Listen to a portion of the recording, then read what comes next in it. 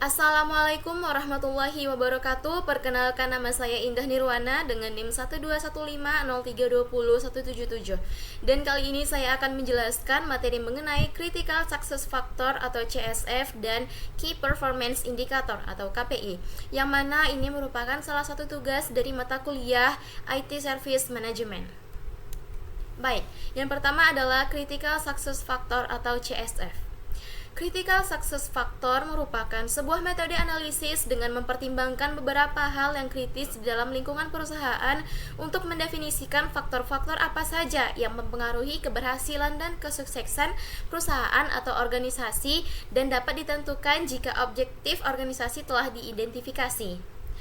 Konsep CSF pertama kali dikembangkan oleh D. Ronald Daniel pada tahun 1961, dan setelah itu John F. Rocard menerbitkan artikel di Harvard Business Review yang menstandarisasikan dan menamainya metode faktor penentuan kesuksesan atau yang kita kenal dengan CSF, Critical Success Factor.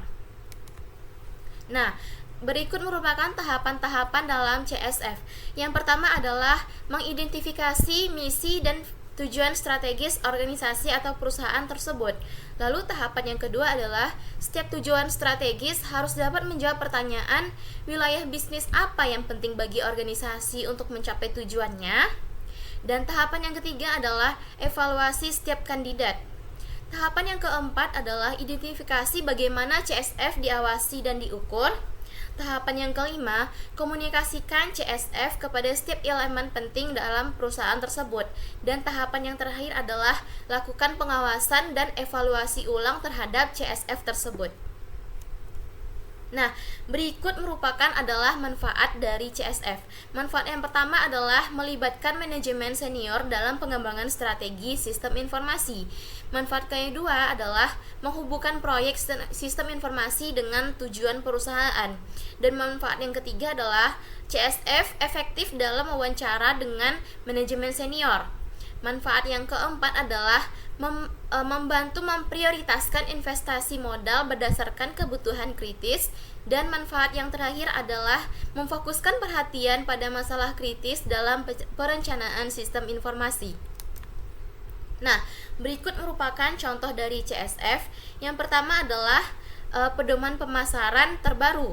Pengembangan dan implementasi pedoman pemasaran yang terkini untuk memperluas jangkauan pasar, meningkatkan visibilitas, dan memperoleh pangsa pasar yang lebih besar. Lalu manfaat yang kedua adalah fitur produk baru. Inovasi produk melalui pengembangan fitur baru yang relevan dengan kebutuhan pelanggan dengan tujuan meningkatkan daya saing di pasar. Manfaat contoh yang ketiga adalah tinjauan manajemen kinerja. Implementasi proses tinjauan manajemen kinerja yang efektif untuk meningkatkan produktivitas, memberi umpan balik yang konstruktif, dan memastikan pencapaian sasaran individu dan tim. Dan contoh yang keempat adalah membentuk tim penjualan solid untuk mendapatkan pelanggan baru. Pembentukan tim penjualan yang tangguh dan efektif untuk memperluas pangsa pasar, mendapatkan pelanggan baru, dan meningkatkan pendapatan. Nah, lalu materi yang kedua adalah mengenai Key Performance Indicator. Key Performance Indicator atau disingkat dengan KPI merupakan kinerja utama metrik yang dapat diukur untuk menilai sejauh mana sih efektivitas sebuah organisasi dalam mencapai tujuan bisnis utamanya. Nah, manfaat dalam KPI ini ada 3, yaitu yang pertama adalah untuk keselarasan tim. KPI memelihara keselarasan tim dengan metrik keberhasilan proyek dan kinerja karyawan yang memungkinkan kerjasama menuju tujuan bersama. Lalu manfaat yang kedua adalah pemeriksaan kesehatan organisasi.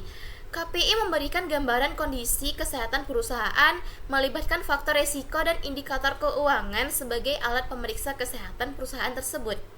Dan manfaat yang ketiga adalah penyesuaian dan peningkatan.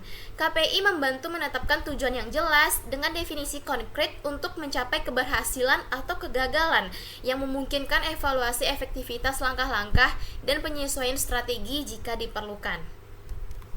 Nah, jenis-jenis KPI. KPI ini terbagi menjadi 2, yaitu yang pertama adalah finansial dan yang kedua adalah non-finansial. Untuk KPI yang finansial itu ada terbagi lagi menjadi 5, yaitu yang pertama KPI laba kotor. KPI laba kotor atau gross profit, yaitu KPI yang mengukur jumlah uang yang tersisa dari pendapatan setelah dikurangi harga pokok penjualan. Lalu yang kedua adalah KPI laba bersih atau net profit, yaitu KPI yang mengukur jumlah uang yang tersisa dari pendapatan setelah dikurangi harga pokok penjualan dan biaya-biaya bisnis lainnya seperti biaya bunga dan pajak. KPI finansial yang ketiga adalah KPI margin laba kotor. KPI margin laba kotor atau gross profit margin yaitu KPI yang mengatur nilai presentasi yang diperoleh dengan membagi laba kotor dengan pendapatan. Dan yang keempat adalah KPI margin laba bersih, yaitu KPI yang mengukur nilai presentasi yang diperoleh dengan membagi laba bersih berdasarkan pendapatannya. Lalu yang terakhir adalah KPI rasio lancar atau current ratio, yaitu KPI yang mengukur kinerja keuangan neraca likuiditas dengan membagikan aktiva lancar atau current assets dengan kewajiban lancar atau current liabilities. Lalu ada jenis KPI yang kedua yaitu KPI non finansial yang digunakan untuk mengukur aspek-aspek yang tidak berkaitan langsung dengan keuangan perusahaan. Yang pertama yaitu tingkat turnover karyawan, yang mana menilai seberapa sering si karyawan meninggalkan perusahaan dan digantikan. Lalu yang kedua adalah perbandingan pelanggan baru terhadap pelanggan lama, menganalisis perbandingan antara jumlah pelanggan baru dengan pelanggan yang sudah ada. Dan yang ketiga adalah metrik kualitas layanan dan kepuasan pelanggan, untuk mengukur kualitas layanan yang diberikan dan bagaimana sih tingkat kepuasan dari pelanggan tersebut. Nah, contoh KPI ini adalah seperti ini. Secara esensial, Key Performance Indicator dapat diartikan sebagai indikator yang diharapkan dicapai. Sebagai contohnya, dalam konteks kepemilikan sebuah merek buah apel, jika tujuan kita adalah meningkatkan keuntungan pada bulan tertentu, maka KPI mungkin adalah menjual 1000 apel dalam periode tersebut. Nah, dengan demikian dapat dirumuskan bahwa mencapai penjualan sebanyak 1000 apel pada bulan Januari 2023. Pengaturan ini dapat dijabarkan lebih lanjut seperti menjual 250 apel per minggu atau mencapai target 1000 apel dalam 3 hari pertama liburan tahun baru. KPI yang ditetapkan adalah pencapaian angka 1000 apel. Pada tanggal 13 Januari, jika penjualan baru mencapai 550 apel, dilakukan evaluasi untuk menilai sejauh mana pencapaian tersebut sesuai dengan rencana awal dan apakah sudah mencapai tujuan ditetapkan atau belum. Nah, dengan demikian, KPI ini tidak hanya berfungsi sebagai tujuan, tetapi juga sebagai alat evaluasi yang memungkinkan perbaikan dan penyesuaian terhadap strategi yang telah ditetapkan. Nah, baik, mungkin cukup sekian penjelasan saya mengenai Critical Success Factor atau CSF dan Key Performance Indicator atau KPI. Saya mohon maaf bila ada kesalahan dan saya akhiri dengan wassalamualaikum warahmatullahi wabarakatuh.